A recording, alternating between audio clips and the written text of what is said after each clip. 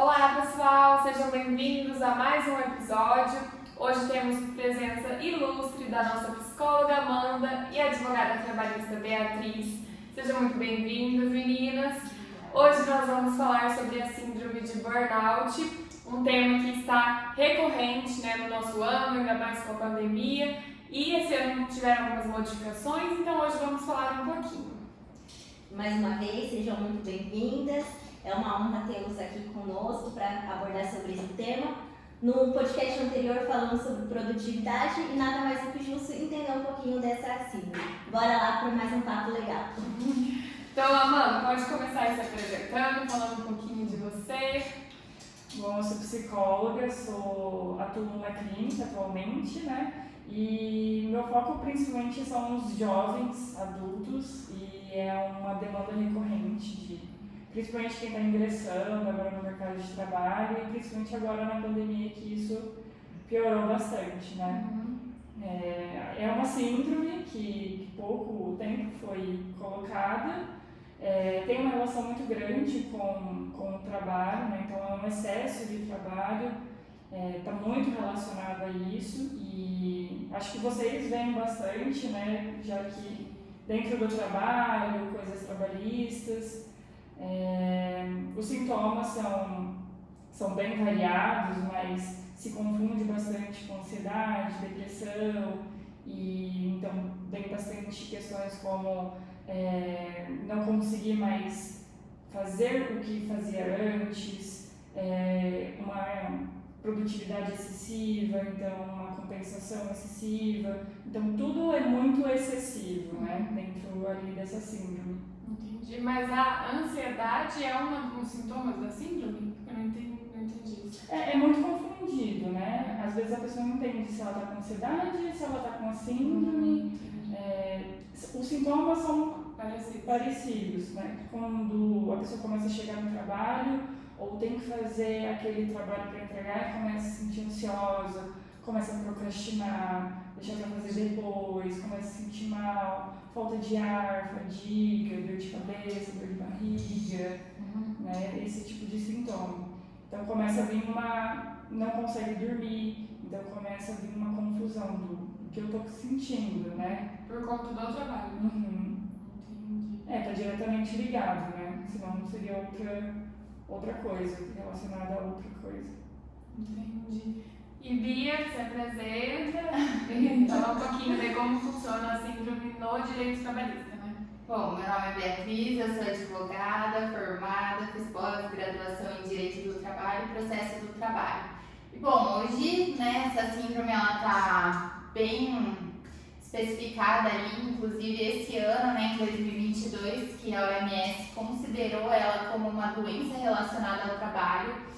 E eu acredito que muitos trabalhadores hoje eles têm que tomar muito cuidado se eles, na hora deles verem como eles estão no ambiente de trabalho deles, entendeu? Para identificar, igual a Amanda falou, como eles identificam ali que eles estão tendo um rigor excessivo ali da empresa, do patrão deles, Para ver como que se no ambiente do trabalho dele a produtividade está diminuindo por conta dessa excessividade de carga horária ou excessividade de produtividade que geralmente as empresas solicitam dos trabalhadores, Para identificar e não correr o risco de ser afastado aí por um auxílio-doença ou até as empresas, de ter um passivo trabalhista ali que não é legal, E Amanda, como que funciona o diagnóstico dessa pessoa? Como que passa? Quais são os processos, as fases e como funciona? Para chegar no diagnóstico mesmo, é a fase quase final. A pessoa já passou por muito estresse ao longo de um período muito grande. Por mais que no diagnóstico tem que ser a cada 15 dias, mas passou um tempo muito antes disso, Então começa com a pessoa colocando trabalho excessivo, minimizando coisas básicas como sono, alimentação, a prática de exercícios, começa a diminuir as relações sociais, então deixa de fazer alguma coisa para trabalhar, então excede o horário ali de trabalho normal de uma pessoa.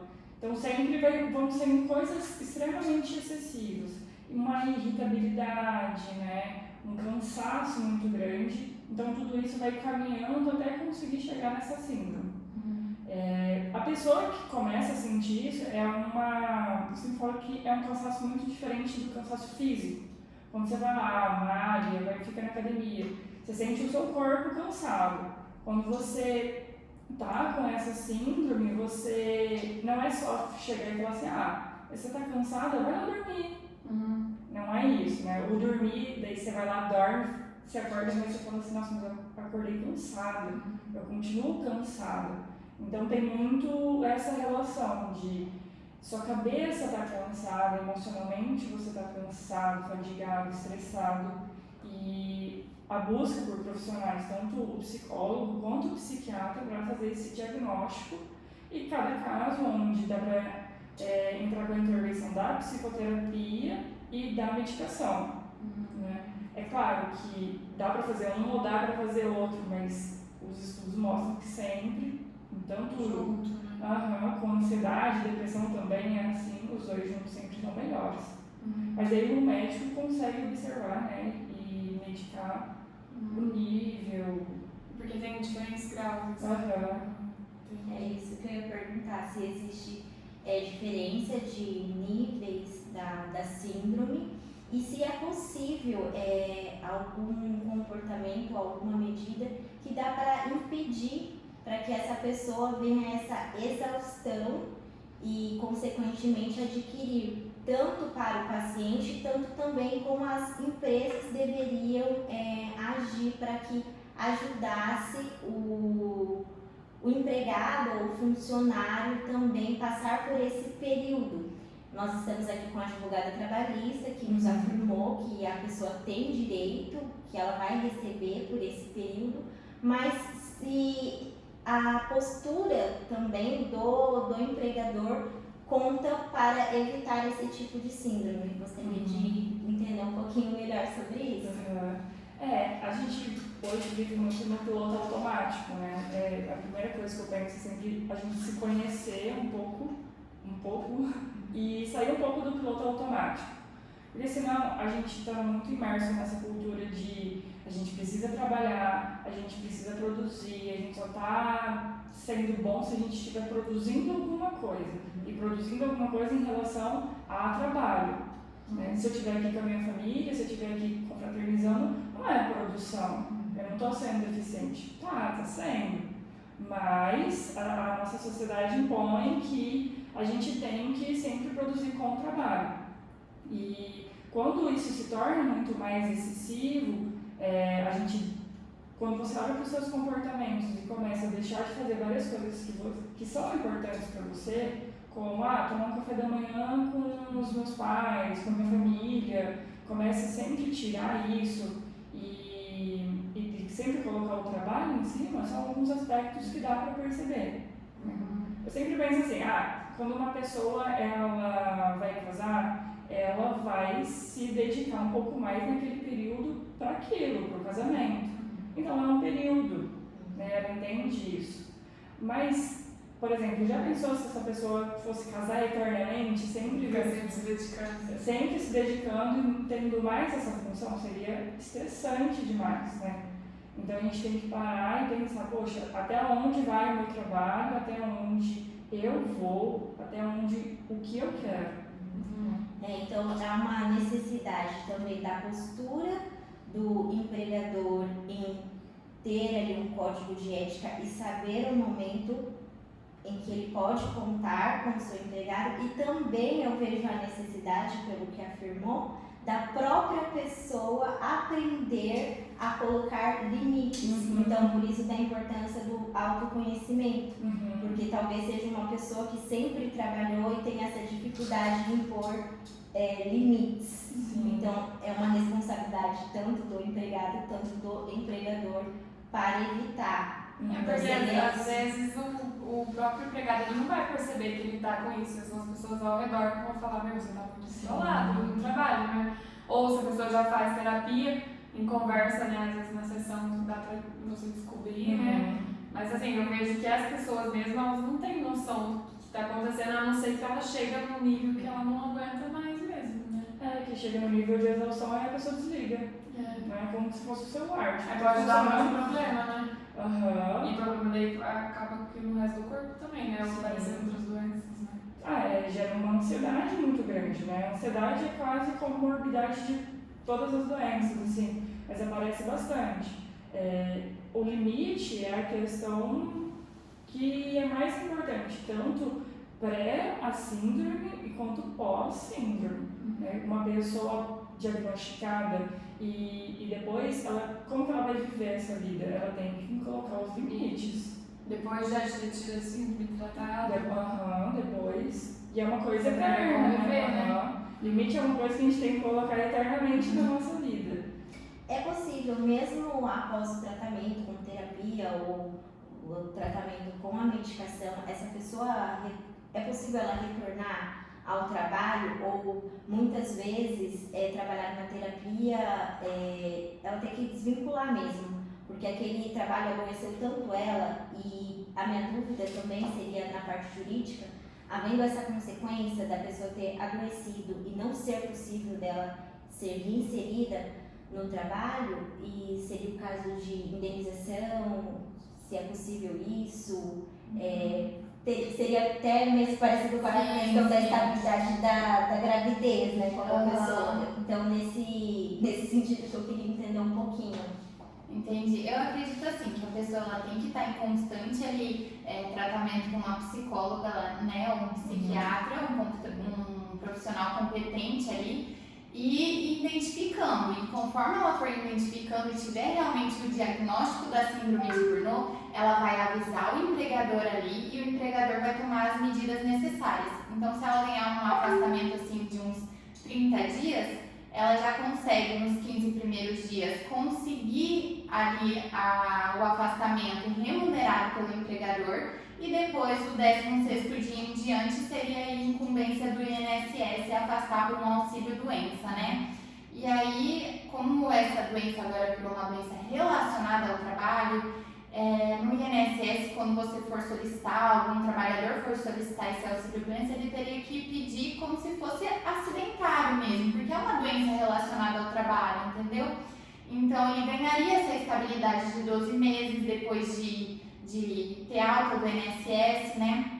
E o empregador nos períodos de afastamento teria que depositar o FGTS dele, então teria todo esse respaldo aí legal. E com certeza o empregado que tem essa síndrome tem que procurar um advogado trabalhista para saber e orientar certinho quais são os caminhos ali com relação ao INSS, como faz para entrar com uma futuração trabalhista e procurar seus direitos mesmo, porque caberia até uma indenização por danos morais, por danos materiais, dependendo de gastos com remédios, né, que devem ser bem recorrentes.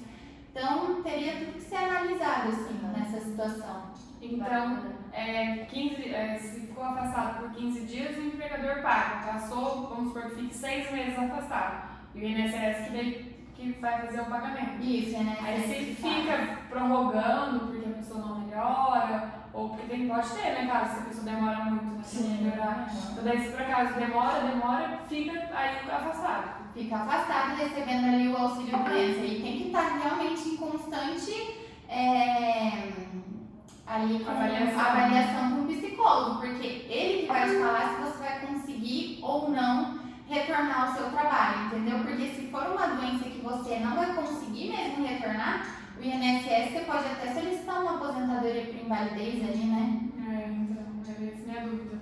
Entendi. Certo. E quais são daí os tratamentos, Amanda? Além da terapia, da medicação, tudo tem mais alguma coisa a se fazer? Algum acompanhamento? Não tem prazo, né? Tem que... não tem prazo. Porque cada pessoa é uma pessoa, né? Aí acaba a gente ficando sob controle disso. E não tem muito mais o que fazer, né? Colocar limites, voltar a se inserir em coisas que são importantes para você, voltar a socializar mais, praticar exercícios, ter uma boa noite de sono. Meditação normalmente ajuda bastante, né? com auxílio do profissional, do psicólogo. Então, são esses tipos de demanda, mas aí os profissionais vão orientando e para que isso também seja feito de uma forma efetiva, né? E gradual também. E gradual. Seria de não voltar a trabalhar de uma vez. Né? E também, se não começar a fazer, por exemplo, meditação é uma coisa bem difícil de fazer. Começar a fazer e não dá certo, porque começou de um jeito não certo, aí acaba tendo outras consequências, né? Frustração. Sim. Entendi. Tá. Em relação da parte jurídica, eu fiquei um pouco, na verdade, na dúvida no sentido que para comprovar, então, é indispensável o laudo. Não pode ser suprido, por exemplo, e-mails que comprova o excesso de trabalho por meio de testemunhas. É indispensável o laudo para a configuração para ter esse direito? Na realidade, assim, são coisas diferentes ali no INSS e na seara trabalhista. Quando você vai entrar com uma ação trabalhista, né? Você precisa primeiro ter recebido o auxílio doença de natureza acidentária, ou pelo menos ter os laudos que comprovam que você adquiriu essa doença ali, a síndrome de burnout, porque ela automaticamente já está relacionada ao trabalho, né? E na ação trabalhista você leva essas questões, porque o que importa ali na seara trabalhista é que você ou tenha o auxílio doença acidentário, ou ao menos comprove ali com os laudos médicos de especialistas que você tem essa síndrome que por conta de um rigor excessivo ali no seu trabalho, né? Essas questões assim. Mas se um trabalhador não tiver esse laudo, às vezes é complicado, né? Porque tem um trabalhador que eles não procuram ali o especialista, não procuram um psicólogo, até por não ter dinheiro mesmo, né? No começo. Então, às vezes, procurar pelo menos um advogado trabalhista para que consiga falar, olha, você precisa, então vamos entrar com a ação trabalhista, a gente pede uma perícia médica ali para que seja comprovado o seu estado de saúde, entendeu? Porque senão de nada vai adiantar. E tem que também depois faz o tratamento, né? Porque também não adianta ele só ser afastado e ficar em casa. Com certeza. Com Se certeza. ficar afastado em casa, ele vai talvez pirar por não estar trabalhando, mas tem que ficar afastado, então tem que ficar afastado com tratamento. Porque daí são dois extremos, né? Então, ficar em casa e trabalhar loucamente, né? Sim, mas então a INSS é uma coisa e se for entrar com a ação trabalhista é outra coisa, né? No primeiro momento seria o afastamento do INSS. Eu acredito assim, que quando o empregado, ele vai ter uma hora que ele vai chegar e vai falar, olha, eu acho que eu tô com essa síndrome. Primeira coisa que ele vai ter que fazer é procurar um profissional. Ele procura ali o psicólogo. Se o psicólogo der uma avaliação que ele tem essa síndrome, aí sim ele leva para a empresa um atestado, leva para o seu empregador e fala, olha, tá acontecendo isso comigo, e levar uma conversa assim, né? Até porque todo mundo é humano. Então as empresas hoje em dia elas têm que ter essa noção de humanidade mesmo, de sentar e conversar, o que está acontecendo? Como que a gente pode resolver? Então, você está precisando de um afastamento de 15 dias, fica na sua casa. O seu gestor ali dentro da sua empresa está te sobrecarregando, eu estou te dando muito trabalho, para você, dentro do seu ambiente de trabalho, já conseguir reduzir ali Investindo recursos humanos, Isso. as empresas precisam investir cada vez mais. Porque às vezes tem lá dentro que acaba descobrindo, né? Às vezes o Isso, próprio com encarregado certeza. vê que a pessoa não está aguentando. Outra coisa interessante é que muitas vezes a gente acha que a pessoa que está com essa síndrome, ela vai reconhecer e procurar ajuda. Mas isso, como outras doenças, pode haver uma resistência da própria pessoa em não procurar. E seria necessária essa conscientização e esse investimento no recurso humano que a pessoa responsável que cuida ali, ou até o próprio empregador, verificando que um dos seus empregados estão adoecendo, ter essa postura de conversar ou direcionar empresas que têm a própria estrutura de ter uma psicóloga, direcionar para convencer, porque muitas vezes ele percebe que ele não está bem, desencadeou dentro de casa alguns problemas, Mas acho que é normal. mas o trabalho é uma prioridade na vida dele. E nesse caso da resistência, como que funciona, como que é esse tratamento quando a pessoa se recusa a reconhecer que ela tem essa síndrome? Não tem como forçar a pessoa a fazer terapia, mas aí como que é direcionado? Existe alguma outra medida que vai tendo alguma conversa? Como que pode vir na prática assim? Os recursos humanos, né, investir em recursos humanos dentro da empresa é extremamente importante, porque os recursos humanos é como que ele fosse ali o gestor dessa parte. Então, ele tem que cuidar, observar como é que aquela pessoa, aquele empregado está, como que está a relação dele com outras pessoas, se está excedendo o horário de trabalho, está levando muita coisa para casa, né, e o comportamento dos superiores frente a eles. Então, eu acho que investir é muito importante, né? E não só naquelas palestras motivacionais, de tipo, uma vez a cada semestre, né? Porque motiva ali 2 minutos e vai embora, não resolve os problemas. A rede de apoio é muito importante, né? Então, o parceiro, a parceira daquela pessoa mostrar alguns pontos. Às vezes até mesmo o patrão ajudar a identificar os recursos humanos, ajudar e ir mostrando para a pessoa, olha, tá tudo bem, né? Vamos tentar diminuir, olha, não precisa ficar aqui até 10 horas da noite, vamos tentar diminuir um pouco, vamos tirar mais um dia de folga, vamos reduzir o trabalho. Você tem férias, vamos pegar suas férias, né? Importante. Porque tem muita gente que vem de férias, né? Tem empresas aí, ou às vezes na área pública, que vem de férias e nunca tira. Aí fica o ano inteiro trabalhando sem férias, fica só com os feriados, por exemplo, na parte da administração pública. E fica aí, eu conheço gente que fica há 3 anos sem tirar férias. Tipo, como assim 3 anos sem tirar férias? Fica assim, uma semaninha ali entre Natal e Ano Novo, que geralmente, dependendo do órgão público, para, aí só. Então as pessoas hoje em dia não ligam para dinheiro, que hoje gira em tudo, em torno de dinheiro. Aí quanto mais trabalha, mais dinheiro, se vem de férias, mais dinheiro, e acaba a pessoa ficando louca, né? Mas olha o ciclo, né? Daí depois paga o dinheiro, aí depois tem que pagar a terapia, é verdade. Pagar o trabalho de advogado. Pagar o trabalho de advogado. Então, assim, tipo, as pessoas não entendem que são necessidades básicas, né? A gente necessita se alimentar bem, a gente necessita praticar exercícios, a gente necessita se alimentar, a gente precisa disso, né? E é uma coisa que a gente não é o nosso trabalho. As pessoas não entendem, é muito romantizado isso, principalmente em mulheres, né? É super-heroína, jornada dupla, tripla, dá conta disso. Poxa, não, a gente fica exausta.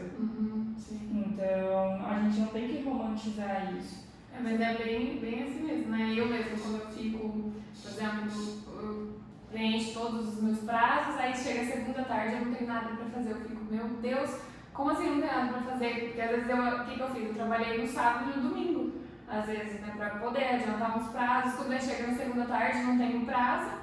Não assim, não tem nada pra fazer, mas às vezes não tem muita coisa, daí eu fico, nossa, e agora? Será que eu vejo uma série? Ver série que vai na segunda tarde, não dá. Então assim, eu me cobro também, mas daí eu paro e penso, não é normal, né? Acontece e a vida que segue, né? É bem importante a gente colocar o que é importante pra gente, né? Então a gente sempre tem, no trabalho eu quero ser assim, eu quero chegar nesse objetivo, na vida pessoal eu quero esse objetivo, e comigo mesmo eu tenho esse outro objetivo, né? Então a gente tem que andar conforme os nossos objetivos, e não dá pra, beleza, agora eu só vou trabalhar, agora eu só vou viver minha vida pessoal. Não, é tudo junto, misturado e tudo ao mesmo tempo, então a gente tem que ir mediando. Tem hora que o trabalho vai ficar um pouquinho mais, mas tem hora que o trabalho tem que ficar um pouquinho menos. E eu acredito que essas metas, às vezes a pessoa entra num local almejando chegar em determinada ali função. E muitas vezes não é investido ou não é reconhecido esse trabalho. Então, ela busca a qualquer custo esse reconhecimento. E é na hora que ela não coloca o limite, então ela pensa assim, estou fazendo pouco, por isso eu não cheguei aonde eu quero estar. Então eu acredito que esse reconhecimento é muito importante para as pessoas, não é só a questão do dinheiro, porque a gente espera que o nosso trabalho seja reconhecido. Sim. Ou às vezes você quer ser promovido, aí você não consegue, daí vem a frustração de achar que você não está trabalhando direito, né? Então eu acho que tem que ficar bem, as empresas têm que ter assim, uma conscientização disso, que muitas vezes é o que a doutora falou, não tem essa humanização, então leva a pessoa a agir dessa forma. Às vezes ele não está passando trabalho excessivo, mas a conduta dele de não ter o reconhecimento está desenvolvendo para que aquela pessoa faça muito mais porque ela tem essa sede de ser reconhecida. Então, na verdade, às vezes nem é a postura da empresa, mas a falta ali do humano mesmo, dos recursos humanos, entender que ali, para o crescimento dele, ele precisa olhar que aquelas pessoas também possuem famílias, possuem sonhos. Então, acho que seria bacana também refletir sobre isso. Nem toda demanda na ação trabalhista, embora seja muito importante de ter tornado síndrome, que vai ter uma condenação ou esse reconhecimento, que vai ter que ser analisado de forma concreta, se realmente foi desenvolvida em decorrência ou se a pessoa já tinha outros problemas que levaram isso. Às vezes tem um histórico, né? Um histórico disso. Gostei do papo. Acho que tem muita coisa e a gente vai pensando em várias hipóteses, mas acho que ficou bem claro as características da síndrome. Insônia, ansiedade, também pode falta de apetite ou a pessoa também desenvolver essa questão da alimentação. Sim. Falta de apetite, dores de cabeça, né? Problemas intestinais. Então vai vendo que vai vindo questões físicas também, né? Problema intestinal é bem ligado, né? Com problema emocional, né? Sim. Eu falo do intestino, é o nosso segundo cérebro. Muita coisa produzida ali e jogada ali no nosso cérebro. Sim.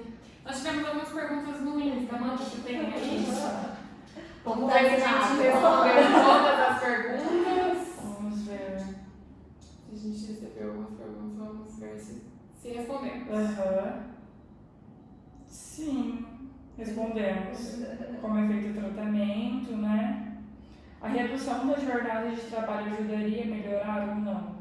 Ajudaria, né? Melhorar. A questão das férias, o reconhecimento ajudaria. Entendi. Até eu acredito assim que a produtividade dessa pessoa, quanto mais trabalho ela tem, às vezes ela está trabalhando 8 horas e tendo 100% de produtividade. Você aumenta a carga horária para 12 e ela, com o mesmo trabalho, está tendo 80% de produtividade. Então não é a jornada, não é o tempo, é a qualidade, né, que está sendo feitas as coisas. Igual eu vi um estudo da cidade de São Paulo de pessoas que antes de começar esse negócio, bem antes da pandemia, né? Acho que uns 5, 6 anos que eu vi, que São Paulo adota o teletrabalho há muito tempo, por conta da distância, né, da casa dos trabalhadores até a empresa, nos serviços que dá para ter teletrabalho, né? Aí eu vi uns que a pessoa trabalhava, acho que eram 3 vezes na semana na empresa e 2 vezes fora, mas às vezes era intercalado, um dia na empresa, um dia em casa, um dia em empresa, um dia em casa. Então, quando elas ficavam em casa, como ela trabalha com computador, então tinha que entregar resultado, uma coisa assim, que eu me recordo. Então, quando elas trabalhavam em casa, o resultado era muito melhor de quando estava na empresa. Então, eles começaram a analisar isso, né, foi feito numa empresa, e acabou que a maioria dos funcionários dessa empresa só trabalhavam em casa, por conta de que realmente aumentou a produtividade com os funcionários em casa. Aí foram explicar o porquê, né? Acho que era um médico que estava explicando que o fato de ter alguns trabalhadores que levavam 2 horas para chegar na empresa e 2 horas para ir embora. Então, assim, o fato deles se deslocarem por tanto tempo já vinha o desgaste, aí chegava na empresa, às vezes cansado, bravo, enfim, né? E aí prejudicava o trabalho, sendo que em casa não tem isso. E ainda aumenta as 2 horas para ir, as 2 horas para voltar, mais a jornada de trabalho, ele conseguia até trabalhar mais tempos, dividir ao longo do dia e ser mais produtivo.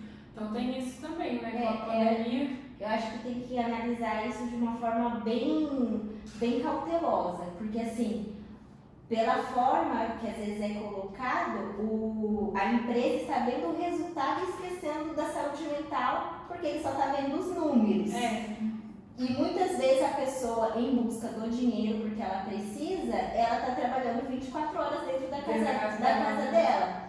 Então, eu acho que com a pandemia, isso ficou assim, também levantou uma preocupação para as empresas de como eu vou me resguardar de uma eventual ação e como eu vou controlar que o meu colaborador esteja falando a verdade e que ele esteja trabalhando e futuramente ele não vai alegar que ele trabalhava 24 horas, por isso ele tinha aquele resultado. Então, assim, aos 2 lados que devem ser sopesados e acho que sentar para analisar isso, os riscos da empresa também e pensar tanto a empresa, né, quanto o trabalhador tem que ter um advogado trabalhista, né, principalmente a empresa, tem muitos funcionários, né, então deve demandar, né, a necessidade de um advogado trabalhista para a empresa para ajudar a regular tudo, né. Lembra muito banco.